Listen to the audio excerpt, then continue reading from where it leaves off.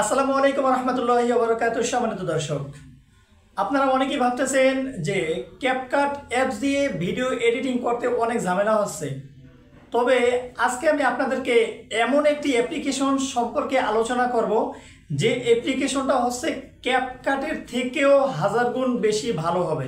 এর কারণ হলো আমি নিজেই যাচাই করে দেখেছি যে ক্যাপকাট অ্যাপস থেকে যখন আপনি একটা ভিডিও এডিটিং করেন, ভালো করে মনোযোগ সহকারে দেখতে থাকুন যে ক্যাপকাট অ্যাপস দিয়ে যখন আপনি একটি ভিডিও এডিটিং করবেন, ভিডিও এডিটিংয়ের ক্ষেত্রে আপনি দেখবেন যে একটা ভিডিও এডিটিংয়ের সময় আপনার একটা ইফেক্টের প্রয়োজন পড়ে, অথবা একটা আপনার অ্যানিমেশনের প্রয়োজন পড়বে, অথবা টেক্সট লেখার প্রয়োজন পড়বে আপনার।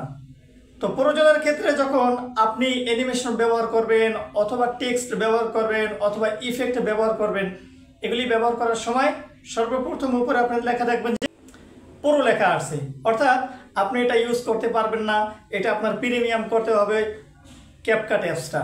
আবার আরও একটা সমস্যা রয়েছে, যে সমস্যাটা হলো ক্যাপকাট অ্যাপস যখন আপনি ব্যবহার করবেন তখন দেখবেন যে ক্যাপকাটের যে একটা ওয়াটারমার্ক আছে, সেই ওয়াটারমার্ক আপনাদের ভিডিওর সামনে দৃশ্যমান অবস্থায় থাকে। আবার আরও একটা সমস্যা রয়েছে, মানে সমস্যার কোনো শেষ নাই।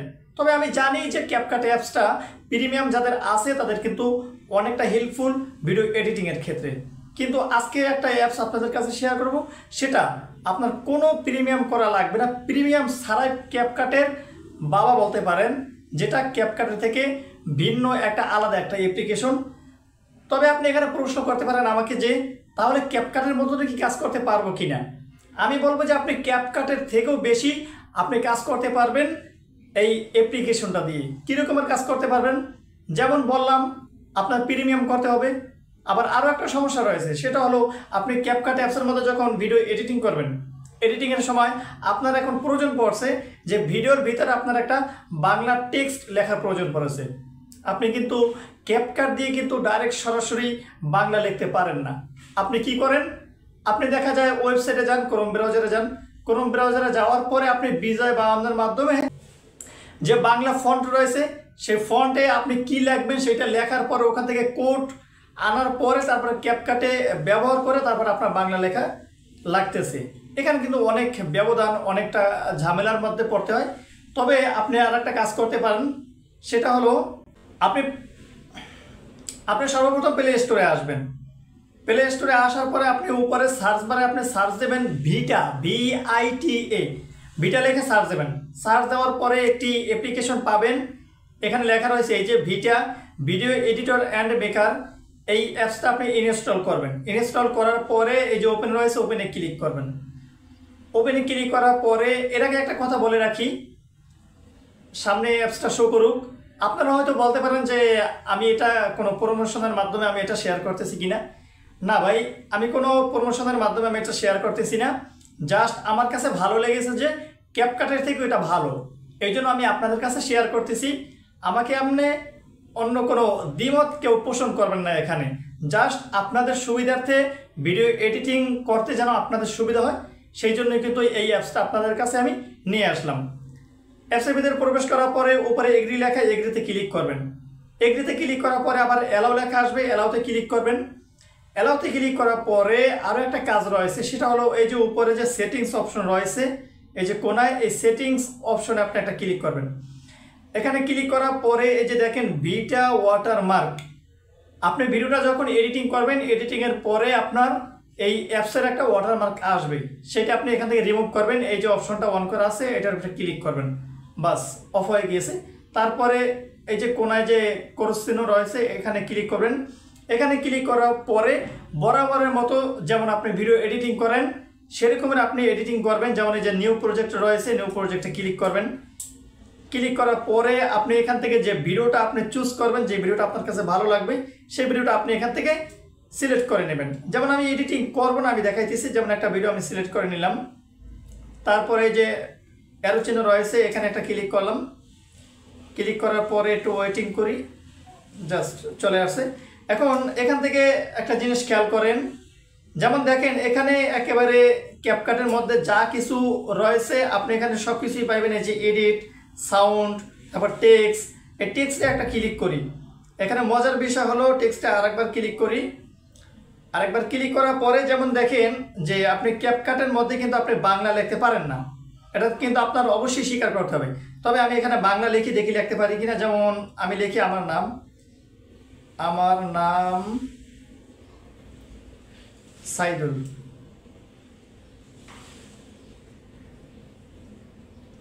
দেখেন এখানে কিন্তু ইজিলি একেবারে বাংলা লেখছি। বাংলা লেখার ক্ষেত্রে কিন্তু আমার নাম সাইদুল, আমি এটা লিখলাম। দেখেন বাংলা লেখা কিন্তু চলে আসছে, এখানে কিন্তু কোনো সমস্যা করে নাই। জাস্ট তারপরে আপনি এখানে এডিটিংয়ের ক্ষেত্রে আপনার যেমন মনে হচ্ছে আপনি তেমন এডিটিং করতে পারেন। তবে এখানে আরও একটা জিনিস রয়েছে, সেটা হলো যেমন স্টিকারগুলি রয়েছে। দেখেন স্টিকার একটা ক্লিক করি। স্টিকারে ক্লিক করার পরে দেখেন এখানে যে স্টিকারগুলি রয়েছে, অসাধারণ স্টিকার রয়েছে।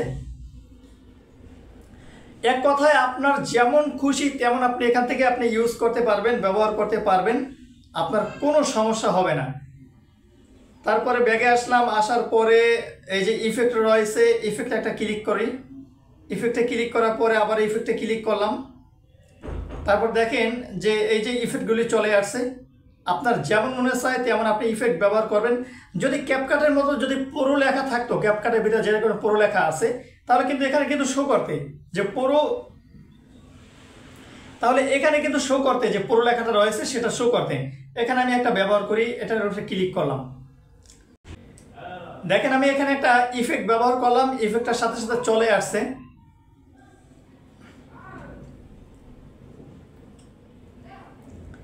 তারপর এখানে যে পিআইপি, এটা কিন্তু আমরা জানি যে অ্যাড ওভারলি নামে যে একটা অপশন রয়েছে, যেটার মাধ্যমে একটা ভিডিও এটার উপরে আপনি অ্যাডজাস্ট করবেন, এটার উপরে যেমন একটা ভিডিও আপনি অ্যাডজাস্ট করবেন, সেই জন্য কিন্তু পিআইপি ব্যবহার করা হয়। তারপরে স্টাইল, এই যে ফিল্টার, অর্থাৎ কালার মাধ্যম, যে কালারগুলি আপনার প্রয়োজন পড়ে, যেমন একটা ভিডিওর সাথে একটা কালার আপনি কিভাবে মিক্সিং করবেন, সেই জন্য কিন্তু আপনার এই যে ফিল্টার রয়েছে। তারপরে এই যে দেখেন ব্যাকগ্রাউন্ড, তারপরে এই যে রেটিও যে একটা অপশন রয়েছে, এই রেটিওর মাধ্যমে কিন্তু আমরা কোন ভিডিও আমরা কোন সাইজের আমরা এডিট করব, মানে কোন প্ল্যাটফর্মে আমরা আপলোড দেব, যেটা বোঝানো হয়। যেমন এই যে ইউটিউব রয়েছে, টিকটক রয়েছে, ফেসবুক, এর সব কিছুই রয়েছে। এক কথায় আমার কাছে কিন্তু এটা ক্যাপকাটার থেকে অনেক ভালো মনে হয়েছে, এই জন্য আপনাদের কাছে শেয়ার করলাম। আজকে আপনাদের কাছে সিম্পলভাবে আমি এই অ্যাপসটা শেয়ার করলাম, যাতে আপনারা ক্যাপকাটের ভিতরে যে রকমের ঝামেলার মধ্যে পড়েন, সেই ঝামেলা থেকে বাঁচার জন্য এই অ্যাপসটা আপনাদের কাছে শেয়ার করেছি। যদি আপনাদের আরও কোনো সমস্যা থাকে, তাহলে আপনারা অবশ্যই কমেন্টে জানাবেন যে এই অ্যাপস সম্পর্কে আরও কি কি তথ্য আপনারা জানতে চান, এবং যদি আপনারা আরও জানতে চান যে কিভাবে একটা প্রফেশনাল ভিডিও এডিটিং করতে হয় এই অ্যাপসের মাধ্যমে, সেটা যদি আপনাদের প্রয়োজন পড়ে তাহলে অবশ্যই কমেন্টের মাধ্যমে জানাবেন। আর ভিডিওটি যদি ভালো লাগে অবশ্যই চ্যানেলটি সাবস্ক্রাইব করে পাশে থাকবেন। আবার দেখা হবে পরবর্তী ভিডিওতে। আসসালামু আলাইকুম রহমতুল্লাহি ওয়া বারাকাতুহু।